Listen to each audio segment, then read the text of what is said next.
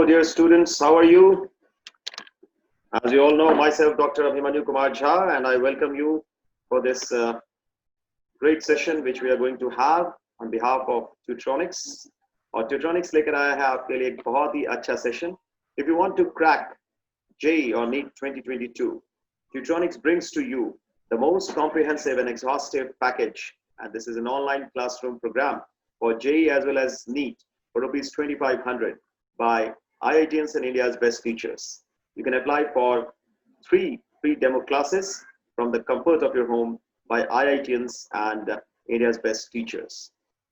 Our unmatched features include regular online batches or regular online classes, then regular doubt solving, free study materials, small batches with personalized attention, unlimited test series, DPPs, that is daily practice problems, as well as recorded video lessons and many more. So I would like you to become a part of this revolution called as Tutronics. और आज मैं doctor Abhimanyu Kumar Jha लेकर आया हूं आपके लिए एक बहुत ही खास सेशन, और ये सेशन है हमारा बॉटनी का सेकंड सेशन. आप लोगों को पता है बॉटनी में we have done the first part, that was principles of inheritance part 1, and today we are going to do principles of inheritance part 2. ठीक है, तो चलिए जी शुरू करें प्रिंसिपल्स ऑफ इनहेरिटेंस पार्ट 2. चलिए, बहुत बढ़िया. तो let me share slides with you. जल्दी से हम शुरू करते हैं प्रिंसिपल्स ऑफ इनहेरिटेंस पार्ट 2. और फटाफट मैं आपके लिए शेयर कर दूं स्लाइड्स. ग्रेट ग्रेट ग्रेट, बहुत बढ़िया जी, बहुत बढ़िया. और मैं आपको बता दूं कि हमने पिछली बार जो किया था, I hope you all must be remembering, last time we had done monohybrid cross, और उससे पहले हमने मेंडेलियन इनहेरिटेंस देखा, कैसे मेंडेलियन इनहेरिटेंस आया पिक्चर में, कैसे मेंडल ने अपने एक्सपेरिमेंट्स किए, what were the 7 contrasting characters and what were the different traits, the contrasting traits taken by Mendel, and how he did his experiments and what were the results. हमने देखा homozygous क्या होता है, heterozygous क्या होता है, F1 क्या है, F2 क्या है. मोनोहाइब्रिड क्रॉस में हमने देखा किस तरह से जब F1 की सेल्फिंग होती है तो किस तरीके से जो है F2 जो आता है उसमें किस तरीके से फिनोटाइपिक रेशियो 3:1 रहता है और जीनोटाइपिक रेशियो 1:2:1 रहता है. तो आज हम चलेंगे इसके आगे एंड वी विल सी कि कौन कौन से लॉज मेंडल ने दिए, इनसे हम शुरू करेंगे. तो सबसे पहला लॉ जो मेंडल ने दिया था, that was law of dominance. Law of dominance. Now this was the first law which was given by Mendel, and Mendel का ये लॉ अपने आप में it is very very important. Why it is very very important? क्योंकि ये law जो है, ये हालांकि मेंडल का पहला लॉ था, लेकिन इस लॉ की एक खास बात थी कि इसके हिसाब से मेंडल ने ये बताया, मेंडल के टाइम पे Mendel said that there are factors, and for every factors are, now we call these factors as alleles. These factors, he said that for every gene or every character, there are 2 factors. One is called as dominant factor and the other is called as recessive factor. तो Mendel ने ये कहा था कि जितने भी characters होते हैं हमारे में, they are controlled by discrete units, और इन units को हम कहते हैं factors. And these factors occur in pairs. These occur in pairs with one member of the pair dominating over the other in a dissimilar pair. तो जो एक member होता है इस पेयर का, वो डोमिनेट करता है दूसरे के ऊपर. तो मेंडल के हिसाब से एक को उसने कहा डोमिनेंट फैक्टर, ध्यान से समझना बच्चों, डोमिनेंट फैक्टर, और दूसरे को उसने कहा recessive factor. According to Mendel, the dominant factor, whenever it is present along with the recessive factor, the dominant factor will express itself, but the recessive factor will not express itself in the presence of the dominant factor. ध्यान से समझिए, dominant factor और recessive factor अगर दोनों एक साथ present हैं तो dominant factor express होगा, recessive factor express नहीं होगा. तो ये अपने आप में एक बहुत बड़ी चीज थी कि अगर dominant factor और recessive factor दोनों एक साथ present हैं तो dominant factor तो express हो रहा है लेकिन recessive factor express नहीं हो रहा.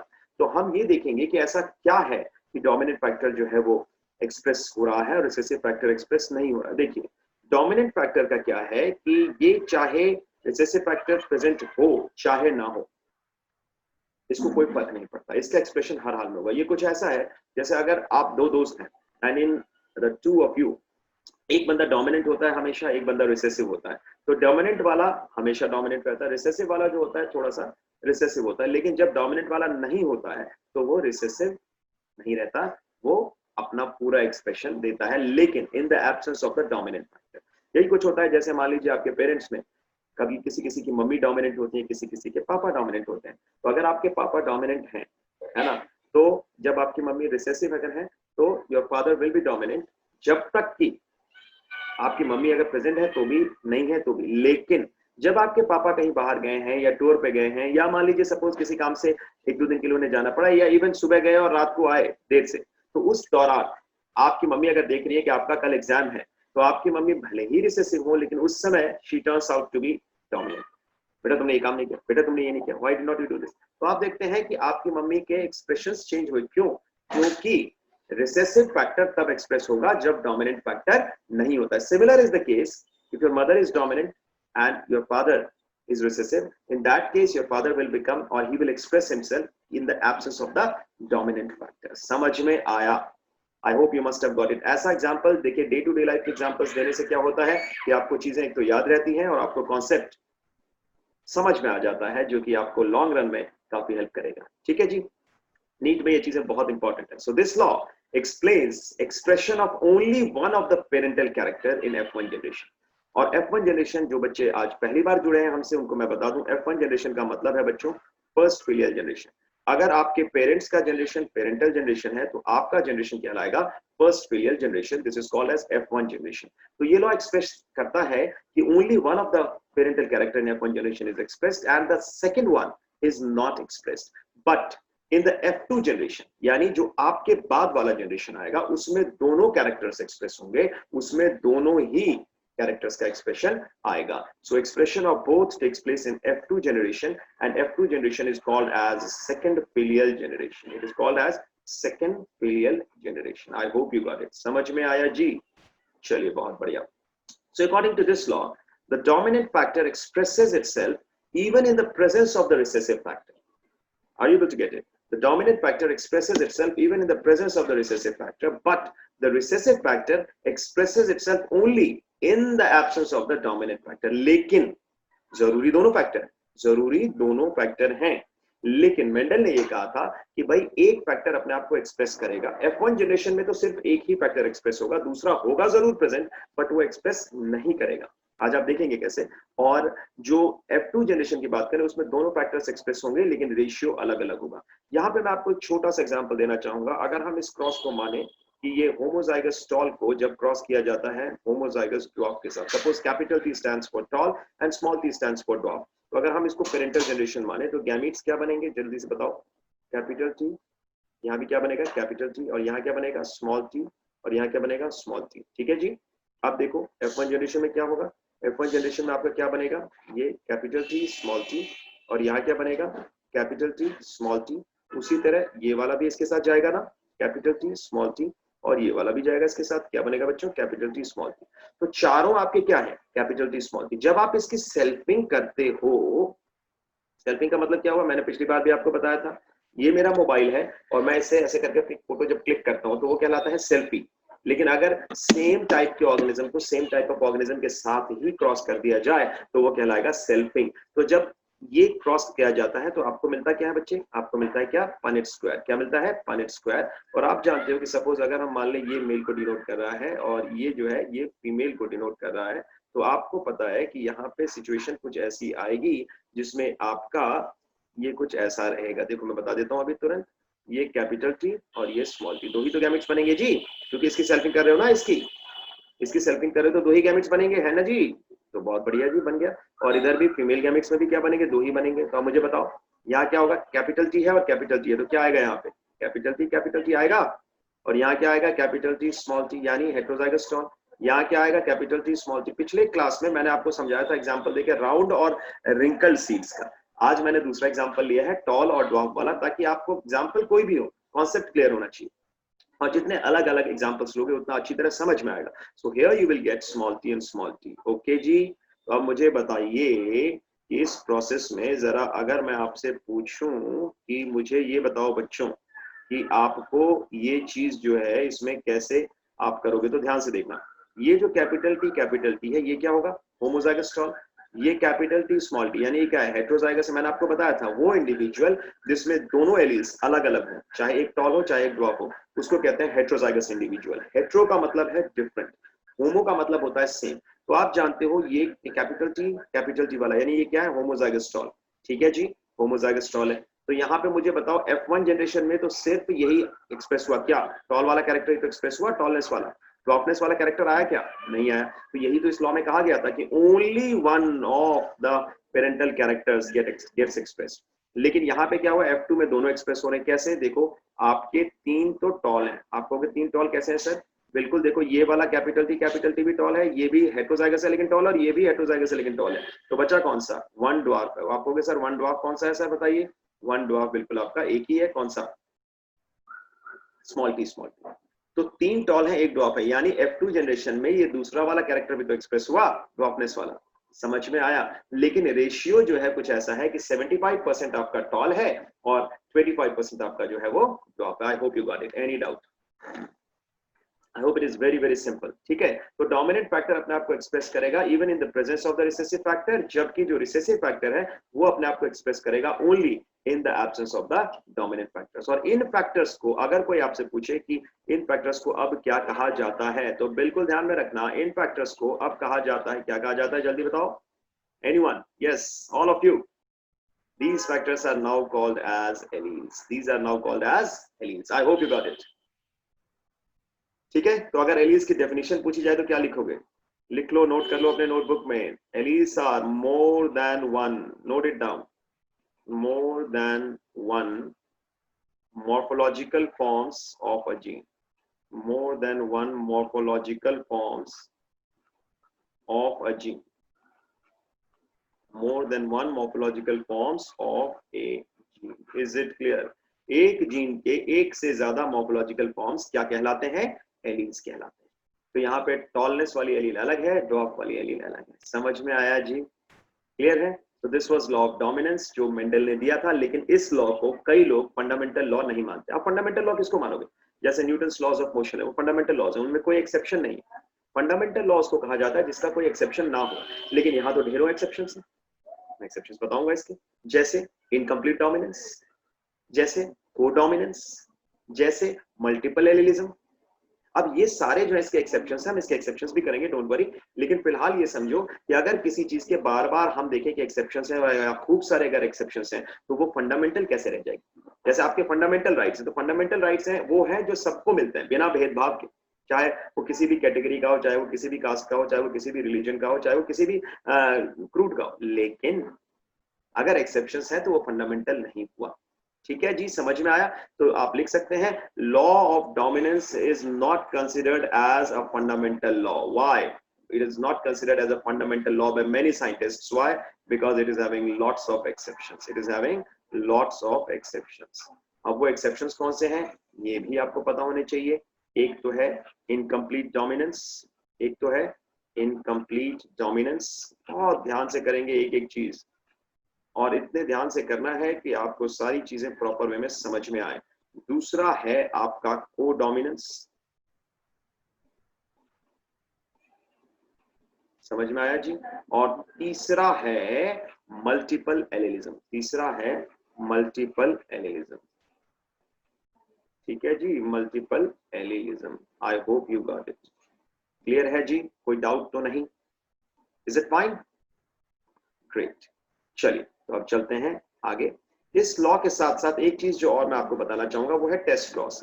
अब ये टेस्ट क्रॉस क्या होता है, हालांकि इस टेस्ट क्रॉस का लॉ ऑफ डोमिनेंस से कोई लेना देना नहीं है, लॉ ऑफ डोमिनेंस अलग है, ये चीज अलग है। लेकिन हम देखेंगे कि इस टेस्ट क्रॉस में होता क्या है, क्योंकि ये कुछ कॉन्सेप्ट्स हैं जो मैंने आपके लिए अलग से मिक्स किए हैं। तो देखिए टेस्ट क्रॉस क्या होता है। टेस्ट क्रॉस होता है जब हमें ये पता चलना हो कि जो डोमिनेंट कैरेक्टर आ रहा है, ठीक है ना, किसी भी ऑफस्प्रिंग में, वो होमोजाइगस डोमिनेंट जीनोटाइप से आ रहा है या हेट्रोजाइगस जीनोटाइप से आ रहा है।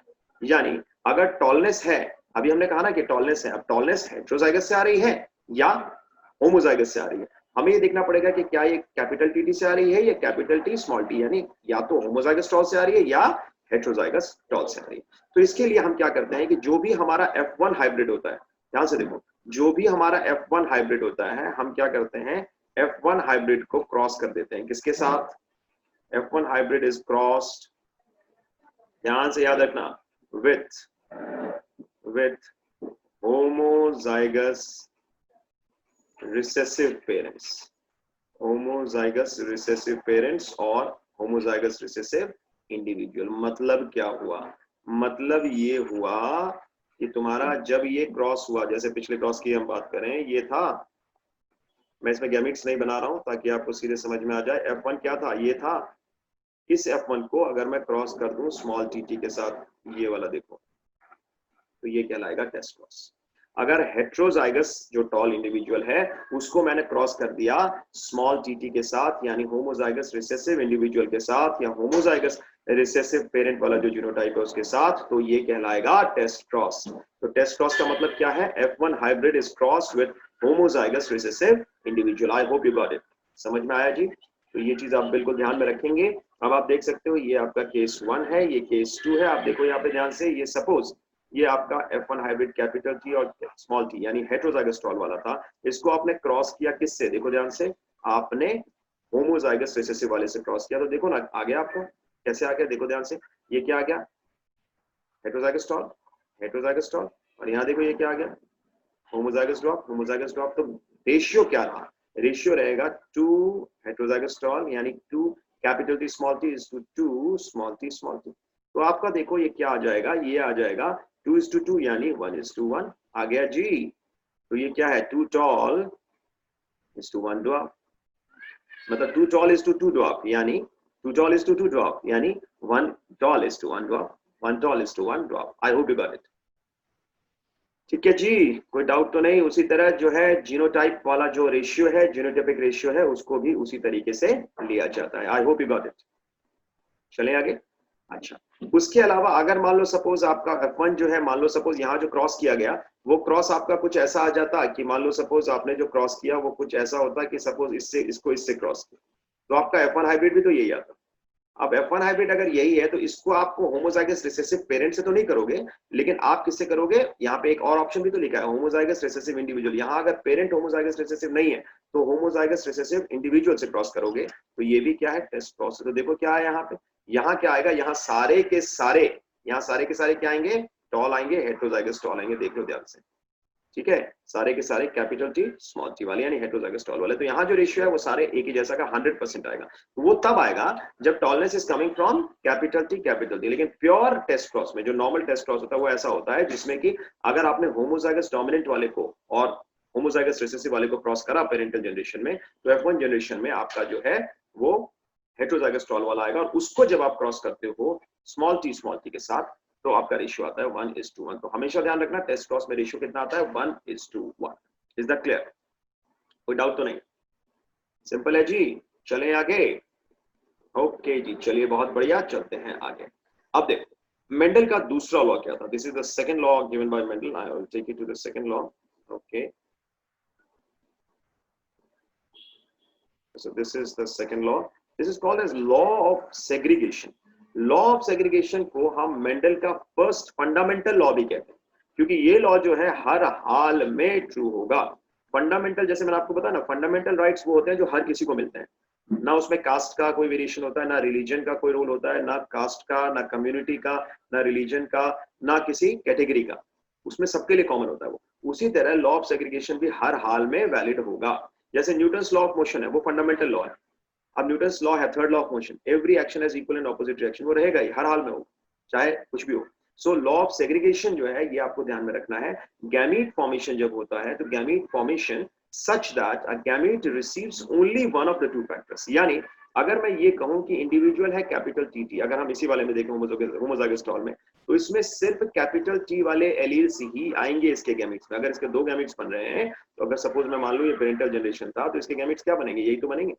और इसको आपने क्रॉस करा था किससे? स्मॉल टी यानी होमोजाइगस ड्रॉप से। तो इसमें जो गैमेट्स बनेंगे वो स्मॉल टी वाले ही होंगे, उनमें जो एलील्स होंगे वो स्मॉल टी वाले ही होंगे। समझ में आया? लेकिन अगर मैं बात करूं F1 वाले जनरेशन की, तो उसमें क्या आया था? Heterozygous tall. तो हेट्रोजाइगस टॉल वाले में अगर हम इसको मानते पेरेंटल जनरेशन, तो इसके गैमेट्स पता है क्या बनेंगे? देख लो, तुमने किया तो है अभी, तो आप लोगों ने F2 जनरेशन वाला ड्रॉ किया, हमने अभी जब लॉ ऑफ डोमिनेंस समझाया था, तो कौन सा आएगा? एक गैमेट में टी आएगा, दूसरे गैमेट में क्या आएगा बताओ जरा? स्मॉल टी आएगा। तो देखो स्मॉल टी और कैपिटल टी दोनों किस में आ रहे हैं? हेट्रोजाइगस इंडिविजुअल वाले गैमेट्स में। मतलब ये जो इंडिविजुअल है, जो हेट्रोजाइगस इंडिविजुअल है, जो इसके गैमेट्स बनेंगे, उसमें आधे में कैपिटल टी होगा एंड हाफ ऑफ देम में it will be small T. यानी half of them will be bearing the allele for tallness and half of them will be bearing the allele for dwarfness. But here you can see it will be, if the individual is homozygous tall, it will be having only the alleles, the gametes formed by this particular individual would be having only the alleles for tallness. And if the individual is homozygous dwarf, the gametes formed by this individual will be having only the alleles for dwarfness, that is small t. I hope you got it. Any doubt? Is that clear? ठीक है जी.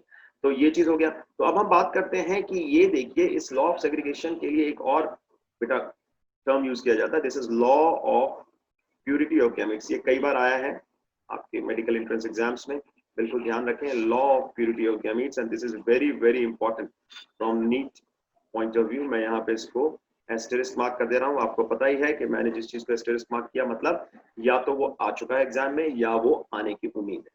ठीक है. सो इन homozygous parents, ध्यान से देखो, all gametes produced are similar. देख लो ये होमोजाइगस पेरेंट्स हैं, तो देखो all gametes produced are similar. Capital T दोनों में एलील्स हैं. और चाहे ये होमोजाइगस रिसेसिव वाला देख लो, दोनों में भी सेम है ना. While in heterozygous parents like this, I am talking about this one, heterozygous parents, two kinds of gametes are produced in equal proportions. You can see half of them is capital T, half of them is containing small t. I hope you got it. Any doubt? Clear है जी? चलें आगे. So this is called as law of segregation. इसका मतलब क्या हुआ कि each gamete is pure for its trait. Each gamete is pure for its trait. It would be having, the gamete would be having only those traits.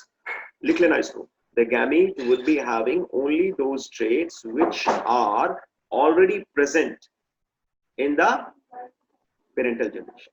Which are already present in the parental generation. यानी जिस बंदे के ये gametes हैं, उस बंदे में अगर वो एलील है तो ही वो gametes में आएगा, वरना नहीं आएगा. I hope you got it. Clear है जी? तो अगर कोई पूछे which is the first fundamental law proposed by Mendel, which was the first fundamental law proposed by Mendel, तो आंसर होगा law of segregation. लेकिन first law proposed by Mendel, yes, it was law of dominance, but it is not considered as a fundamental law these days. उसको principle of dominance भी कई लोग कहते हैं, लेकिन fundamental law उसको नहीं माना जाएगा. Is that clear? चलें आगे. चलिए चलते हैं फटाफट अगले पे. अब एक और क्रॉस जो आपको बताना जरूरी है बच्चों, that is what is called as back cross. तो ये होता क्या है, जरा ध्यान से देखो. बैक क्रॉस इसलिए किया जाता है, it is to test whether a plant producing round seeds is homozygous, that is it capital R और it is heterozygous. Okay, so it can be crossed with a homozygous plant. So you have to see, so if it is homozygous it will be capital R. If it is heterozygous it cannot be capital R small r. So here you can see it will be capital R small r. This is a typing mistake, so just avoid this. It will be capital R small r. That is heterozygous condition. So here you can see that if it is like this, you can see the back cross. Back cross का मतलब क्या है, आप ध्यान से समझेंगे. Crossing the F1 hybrid. I'm writing it here for you. Crossing the F1 hybrid. Okay, crossing the F1 hybrid with any of the parents.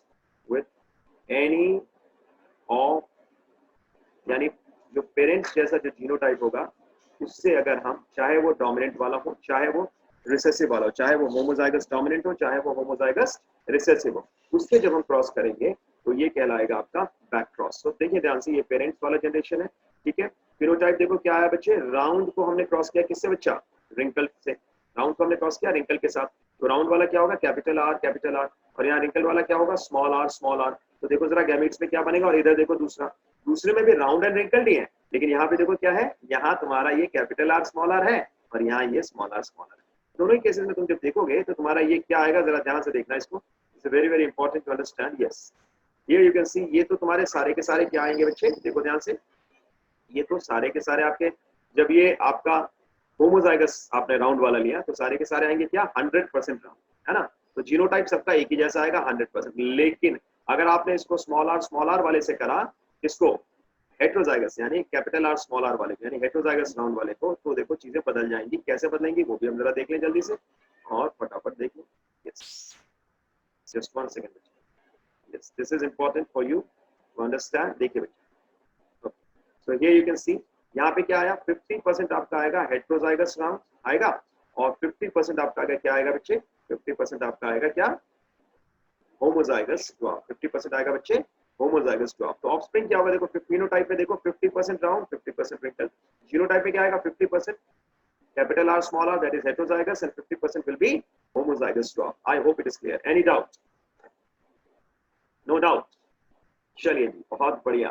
तो ये चीज है। तो बैक क्रॉस में भी रेशियो आपका क्या आएगा, देखो 50% राउंड है 50% रिंकल, यानी रेशियो क्या है 1:1। कितना है रेशियो 1:1। तो यही रेशियो आता है बच्चे, चाहे बैक क्रॉस हो चाहे टेस्ट क्रॉस हो, the ratio will be 1:1। I hope you got it.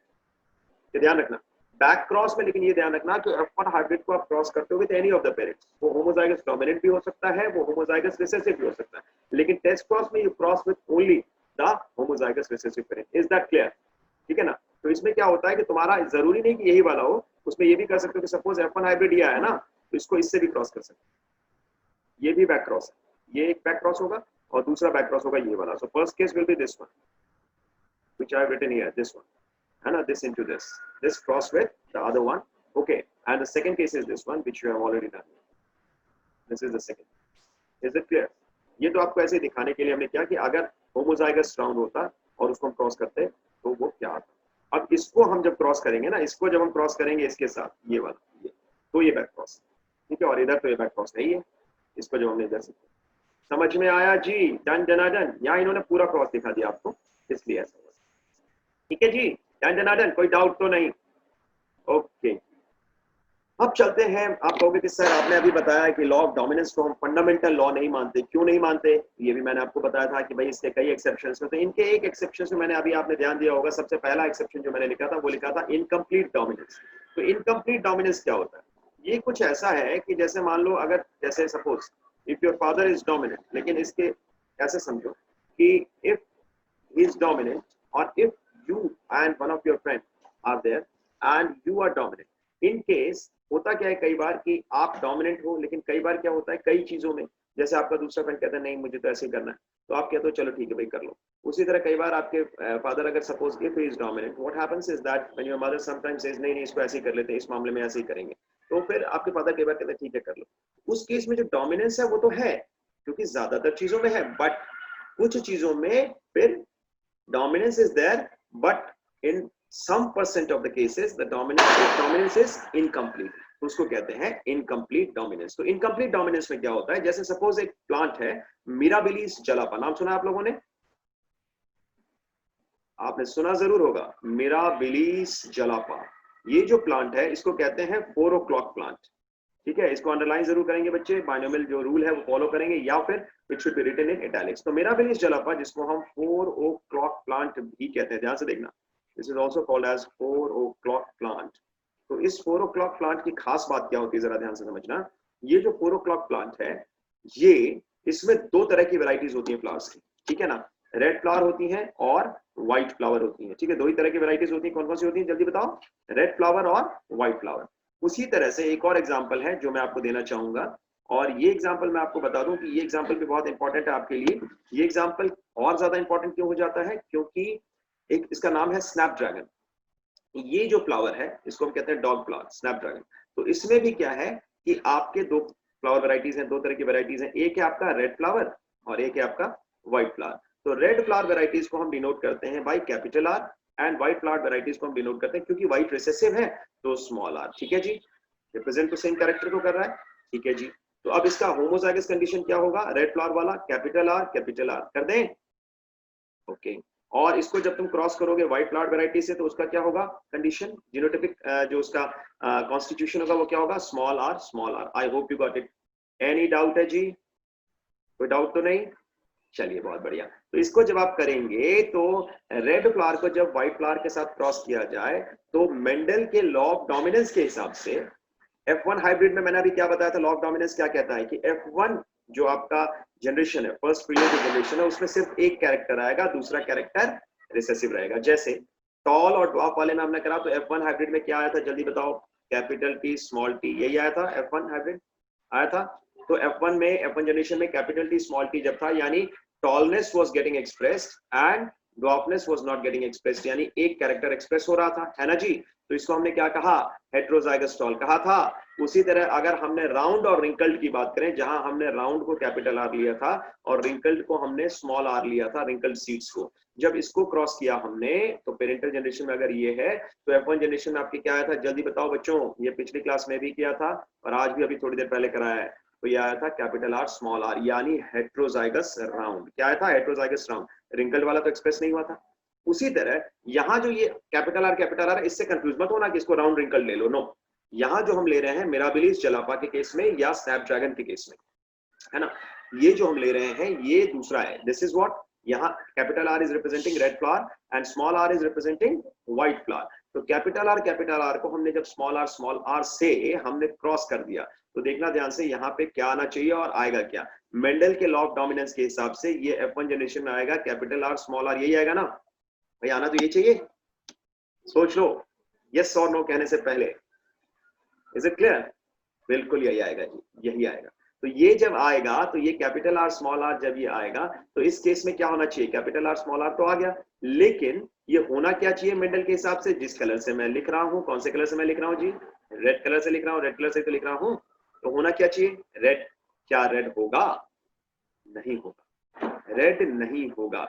बचपन से तुम्हें पेंटिंग का शौक जरूर रहा होगा, और पेंटिंग अगर ज्यादा ना भी की हो तो इतना जरूर ध्यान दिया होगा कि तुमने कभी कभार ऐसा हुआ होगा कि व्हाइट कलर का पेंटिंग ब्रश जब यूज किया होगा, तुमने देखा होगा हल्का सा व्हाइट कलर से जब तुमने पेंट किया होगा, तो व्हाइट कलर से पेंट करने के बाद तुमने जल्दी से एक छोटी सी चीज करी होगी, क्या, उसके ऊपर तुमने अगर गलती से रेड कलर का पेंट लगा दिया होगा, तो कौन सा कलर आता है, सोचो जल्दी बताओ, ज्यादा सोचने की जरूरत है नहीं, it's very very simple, very simple.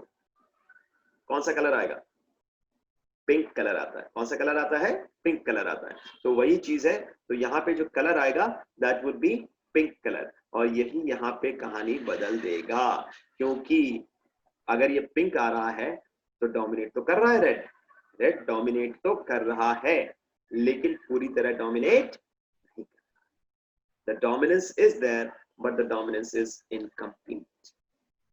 समझ में आया। तो है तो रेड की तरफ ही, व्हाइट की तरफ नहीं है, व्हाइट रिसेसिव और व्हाइट की तरफ नहीं है, कलर कलर जो आ रहा है वो रेड की तरफ जा रहा है, यानी रेड की तरफ रिजेम्बलेंस है उसका, ठीक है, लेकिन वो जो रिजेम्बलेंस है वो तो है, लेकिन वो क्या है, कलर आ कैसा रहा है, रेड नहीं है, पिंक है। ऐसा ही कुछ हुआ मिराबिलिस जलापा में 4 o'clock प्लांट में, जब रेड फ्लावर वैरायटीज यानी कैपिटल आर यानी होमोजाइगस रेड वाले को क्रॉस किया गया होमोजाइगस व्हाइट वाले यानी स्मॉल आर वैरायटी से, आया capital R small R that is heterozygous, लेकिन वो रेड नहीं था। यहाँ मेंडल का लॉ ऑफ डोमिनेंस बुरी तरीके से फेल हो जाता है, यहाँ आंसर है पिंक फ्लावर्स। तो देखिए ये नीट के हिसाब से ये पॉइंट नोट कर लेना, ध्यान से देख लेना, this is the only cross in which, note कर लो, this is the only cross in which phenotypic and genotypic ratio is the same, जो कि मेंडल के क्रॉस में नहीं था। मेंडल के हिसाब से क्या था, लॉ ऑफ डोमिनेंस के हिसाब से आप मोनोहाइब्रिड क्रॉस का रेशियो देखो, सिंपल रेशियो था, फिनोटिपिक रेशियो था 3:1, जीनोटिपिक रेशियो था, ये हमने पिछली क्लास में भी करा था मेंडल का मोनोहाइब्रिड क्रॉस, और आज भी कुछ हद तक हमने इसको समझा है, करा है। तो मेंडल के केस में जो मोनोहाइब्रिड क्रॉस में रेशियो था वो था 3:1 फिनोटिपिक रेशियो, और जीनोटिपिक रेशियो क्या था 1:2:1, चाहे वो तुम टॉल और ड्वार्फ वाले एलिस को ले लो, चाहे तुम राउंड और रिंकल वाले एलिस को ले लो, किसी को भी ले लो, ठीक है, जितने मेंडल ने 7 कैरेक्टर्स लिए थे उनमें से कोई भी उठा लो, कोई भी इसके कॉन्ट्रास्टिंग ट्रेट्स उठा लो, लेकिन यहाँ पे सबसे इंपॉर्टेंट चीज क्या थी कि यहाँ रेशियो बदल गया, यहाँ रेशियो आएगा 1:2:1। अभी मैं दिखाऊंगा आपको कैसे आएगा, पहले मैं आपको क्रॉस समझा दूं, I will explain it to you how this ratio came out into being 1 was red, 2 were pink and 1 was white।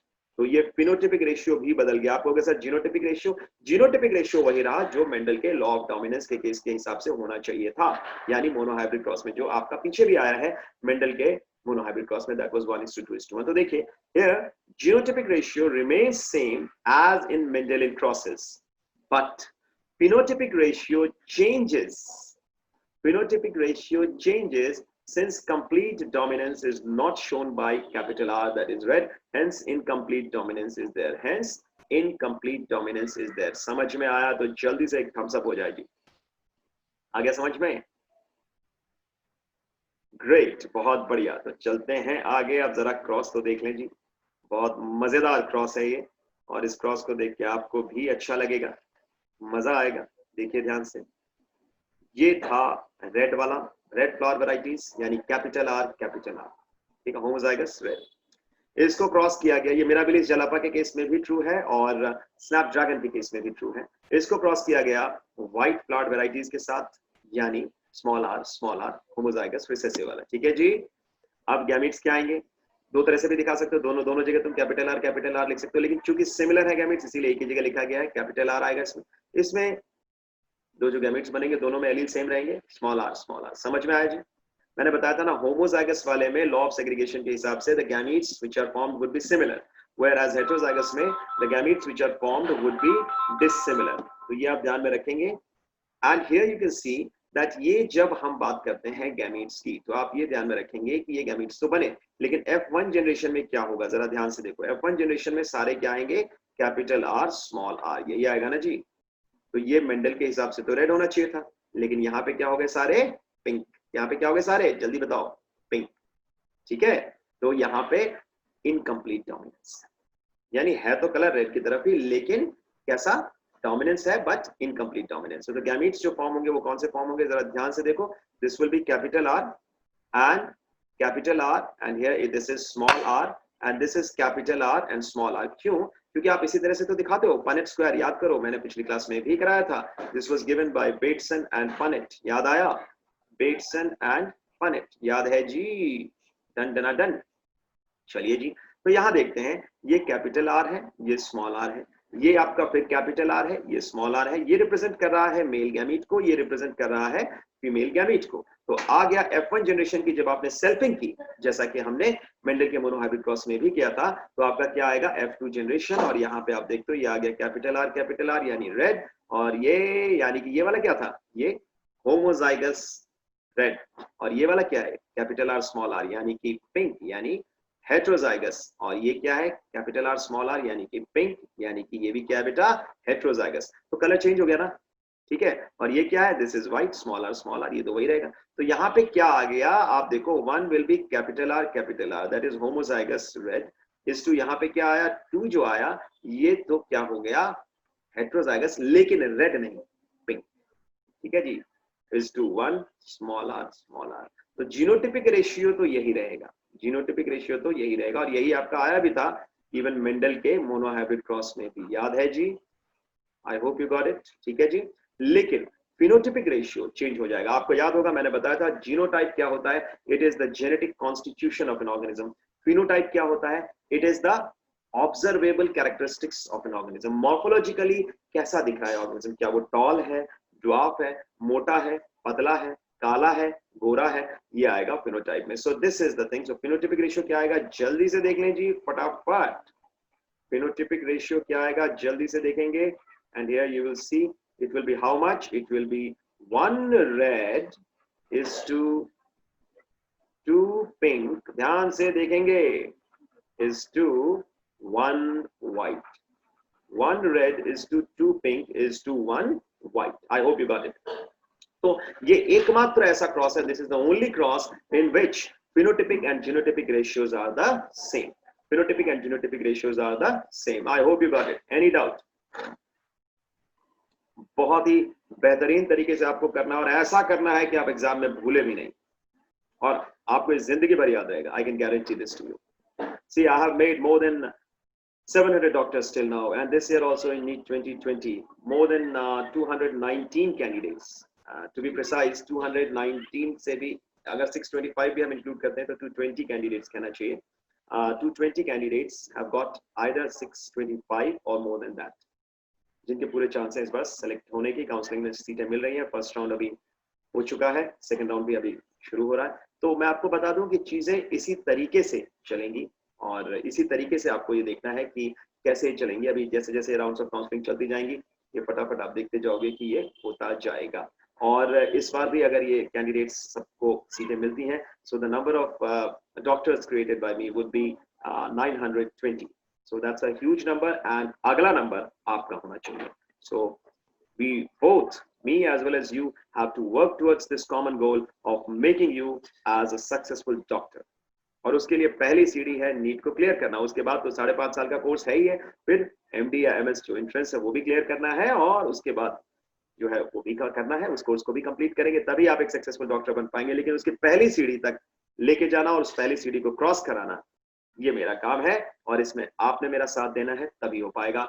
इसीलिए मैंने आपको बताया शुरुआत में ही, फिर से आज की क्लास में भी बताया, हर क्लास में मैं आपको बताता हूँ ट्यूटोनिक्स अपने आप में एक रिवोल्यूशन है, और इस रिवोल्यूशन में जुड़िए और इस रिवोल्यूशन के साथ लेके just move ahead and prove to the world what you are capable of.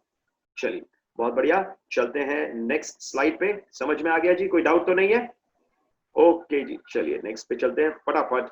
अब देखेंगे हम अगला जो हमारा टॉपिक है। अगला टॉपिक जो है, देखिए मैंने आपको बताया कि लॉ ऑफ डोमिनेंस के कई एक्सेप्शंस हैं, इन्हीं में से एक एक्सेप्शन है कोडोमिनेंस। तो आप कहोगे सर इसको आपने लॉ ऑफ सेग्रीगेशन के साथ क्यों रखा हुआ है? इसलिए क्योंकि लॉ ऑफ सेग्रीगेशन को तो कोडोमिनेंस भी फॉलो करेगा, लेकिन लॉ ऑफ डोमिनेंस के लिए ये एक एक्सेप्शन का काम करता है।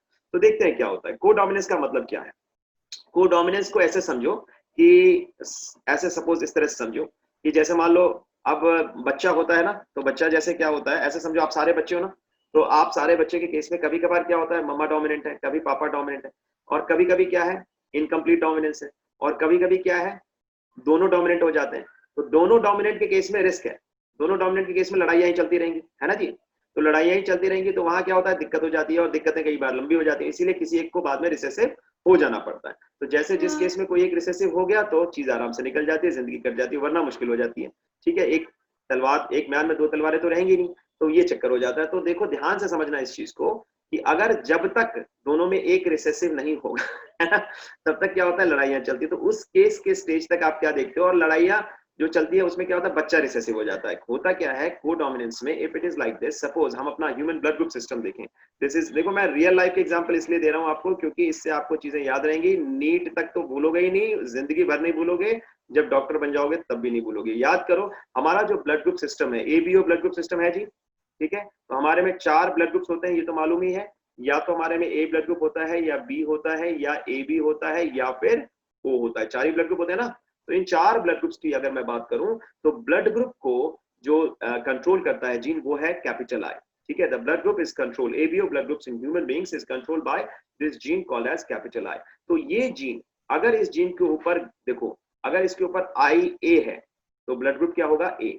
तो आई ए, 3 जीन्स हैं। देखो ये जीन कौन सा है, जीन आई, लेकिन इस जीन के 3 एलील्स हैं। आपको भी सर 3 एलील्स कैसे हो सकते हैं? मेंडल ने तो कहा था 2 ही एलील्स हो सकते हैं। बिल्कुल, मेंडल के हिसाब से तो एक डोमिनेंट था, एक रिसेसिव था, लेकिन यहाँ पे 3 है। कौन कौन से हैं? देखो, आई ए है, आई बी है, और तीसरा क्या है, आई ओ है। तो आई ओ जो होता है ये रिसेसिव होता है, ठीक है जी।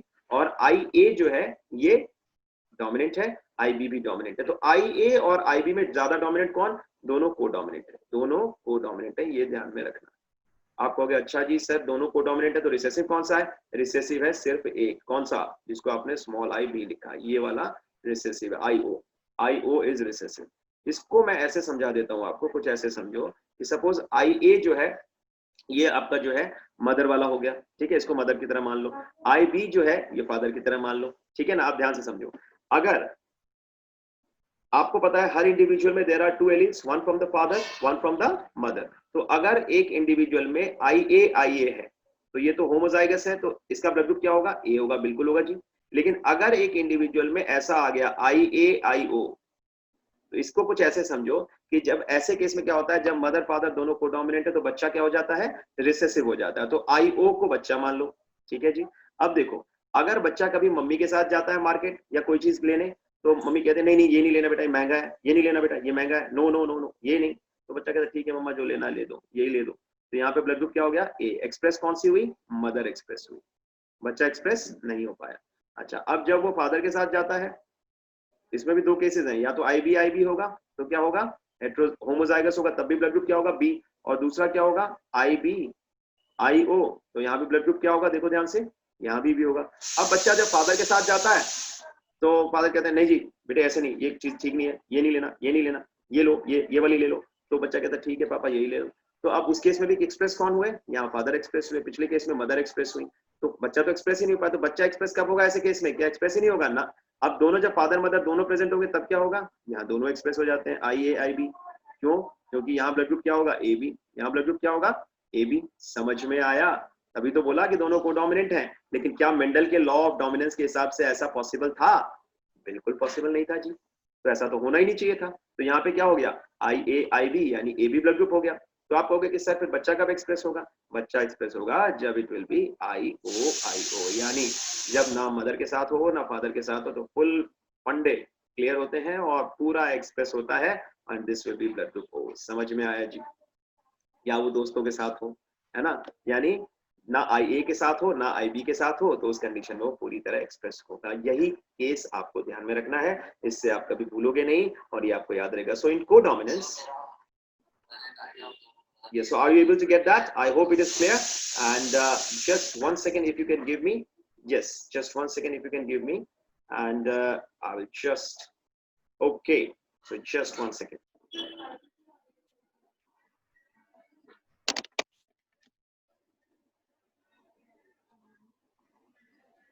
So yes, dear students, so this is where we were, and ये एक छोटा सा मैंने जो है हल्का सा एक छोटा सा ब्रेक आपके लिए जो लिया, वो इसलिए कि आप भी देख लो कि कोई अगर आपको डाउट हो तो तुरंत पूछो, और हम रिज्यूम करते हैं बिल्कुल कोडोमिनेंस जो हम कर रहे थे। फटाफट मैं शेयर कर रहा हूँ आपके साथ स्क्रीन, और आप देख सकते हो कि ये ओवरऑल जो मैं कहना चाह रहा था कि मेंडल के लॉ ऑफ डोमिनेंस के हिसाब से ये तय था कि दो कोडोमिनेंट एलील्स नहीं हो सकती, और दो एलील से ज्यादा तो हो ही नहीं सकती, लेकिन यहाँ तीन एलील्स हैं। तो देखो ध्यान से, in codominance the F1 progeny resembles both the parents. ध्यान से देखो, एंड एग्जांपल क्या है, एबीओ ब्लड ग्रुप जो है ह्यूमन बींग्स में, जैसा कि मैंने आपको बताया, और ABO blood groups they are controlled by gene I, जैसा कि मैंने आपको बताया, एंड जीन आई में तीन एलील्स हैं, I A, I B and small I. ठीक है, so a person possesses any two of the three alleles. तीन एलील नहीं होंगे किसी में, हर एक में सिर्फ दो ही एलील्स होंगे, और IA and IB they dominate over small I, but with each other IA and IB are co-dominant. IA and IB are co-dominant. So IA and IB contain A and B types of sugar, while small I does not contain any sugar. तो small I में कोई sugar होता ही नहीं है, और IA में A type of sugar होगा, IB में B type of sugar होगा। I hope you got it. कोई डाउट तो नहीं? सिंपल है। तो ये भी एक एक्सेप्शन है। तीसरा जो एक्सेप्शन है उस पर भी मैं ला रहा हूं, लेकिन अब मैंने क्या सोचा कि तीसरे एक्सेप्शन को और दूसरे एक्सेप्शन को मैंने कंबाइन कर दिया। आप पूछोगे क्यों? क्योंकि दोनों का ही एक एक कॉमन एग्जांपल है, ह्यूमन ब्लड ग्रुप सिस्टम, इसलिए मैंने कंबाइन कर दिया है। तो जरा ध्यान से देखेंगे, और दोनों का मतलब जब समझोगे ना, तो कोडोमिनेंस भी साथ में और अच्छी तरह समझ में आएगा। तो जरा जल्दी से देखो फटाफट जो मैं तुम्हें बताना चाह रहा हूँ, एग्जाम्पल्स ऑफ मल्टीपल एलील्स। आपको सर आप एग्जाम्पल्स पे लाए, मल्टीपल एलील्स होते क्या है? यही जो अभी बताया कोडोमिनेंस में, तुमने अभी क्या देखा, एक एग्जांपल साथ में, कि भाई blood group ABO blood group system में तीन एलील्स हैं ब्लड ग्रुप के, आईए, आईबी, आईओ। ये किसके एग्जांपल है? Multiple alleles. मल्टीपल मतलब मेनी। इस फेनोमेना को क्या कहते हैं? The phenomena of having more than two alleles for any gene is called as multiple allelism. इसी पे मैं लाने की कोशिश कर रहा हूं आपको, और अगली स्लाइड में मैं इसी पे आपको ला रहा हूं। So this phenomena is called as multiple allelism, और इन एलील्स को, जो दो से ज्यादा एलील्स प्रेजेंट है, इनको हम कहते हैं, बच्चों नोट कर लो, multiple allelism. Multiple alleles, this phenomena is called as multiple allelism. The phenomena of having more than two alleles for any gene is called as multiple allelism, and these alleles are called as multiple alleles. Yes, so this is what we have to understand. Okay, so students, so once again there was some technical issue, I think, with this internet or so no problem. We are again back with each other. Okay, so here I'll tell you how this goes on and how this moves on. So let me share this with you. So as I told you, blood group system जो है, जो ABO system है human beings में, ये भी multiple allelism का भी example है, और कोडोमिनेंस का example तो है ही है।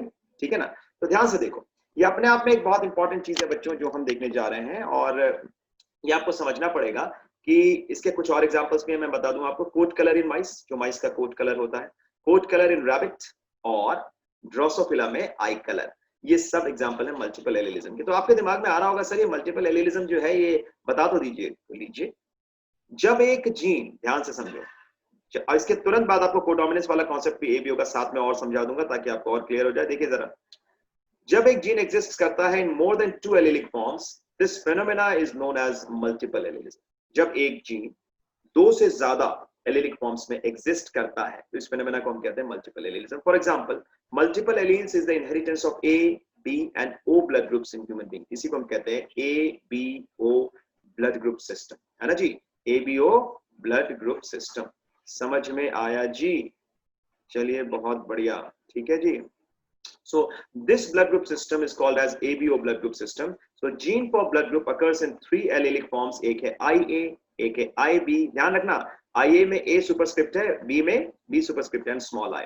An individual can possess any 2 of these alleles. किसी भी इंडिविजुअल में इनमें से कोई भी 2 एलील्स हो सकते हैं. तो मैं आपको ये समझा दूं और इसके बाद की कहानी हम देखेंगे अगली क्लास में. तो देखो, the gene IA, ध्यान से देखेंगे, the gene IA, it codes for glycoprotein A, क्योंकि तब तक आप घर में पढ़ के भी रखेंगे. So gene IA codes for glycoprotein A, which is responsible for A blood group, and gene IB codes for glycoprotein B, which is responsible for blood group B. तो ये glycoprotein प्रेजेंट कहाँ पे होता है? ये प्रेजेंट होता है RBC के सरफेस पे. अगर RBC के सरफेस पे glycoprotein B प्रेजेंट है तो ब्लड ग्रुप होगा B, यानी जीन कौन सा होगा? IB.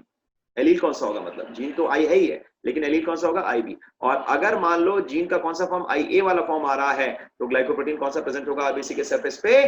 Glycoprotein A. समझ में आया जी? The gene small I, that is IO, इसी को हम IO भी कहते हैं ना, it does not produce any glycoprotein. इसीलिए the person who is homozygous for it will have O group blood, यानी कोई ग्लाइकोप्रोटीन प्रेजेंट ही नहीं है. अब जीन्स IA एंड IB, अब आपको सर इसको जीन्स क्यों कहा जा रहा है? भाई जीन्स के ही तो फॉर्म है, लेकिन एलील्स हैं क्योंकि अलग अलग forms. So IA and IB are dominant over small I, और इसी को क्या कहते हैं? IO. IA and IB alleles are equally dominant, इसीलिए तो उन्हें कहा कोडोमिनेंट, ठीक है, and produce both glycoproteins A and B. IA IB अगर जीनोटाइप है किसी बंदे का बेटा तो उसमें दोनों ही ग्लाइकोप्रोटीन्स प्रोड्यूस होंगे और ब्लड ग्रुप होगा AB. तो ग्लाइकोप्रोटीन्स कौन कौन से प्रोड्यूस होंगे? AB होगा और B भी होगा, and blood group is AB. ऐसे एलील्स को हम कहते हैं कोडोमिनेंट एलील्स. कौन से? IA and IB. समझ में आया? तो ये IA एंड IB का कोडोमिनेंस भी समझ में आ गया होगा, और जब इनके साथ IO मिलके, इन दोनों के साथ जब IO भी होता है तो तीनों एलील्स मिलके फॉर्म करते हैं ABO ब्लड ग्रुप सिस्टम, जो 4 तरह के ब्लड ग्रुप्स हमारे में जनरेट करते हैं, A, B, AB और O.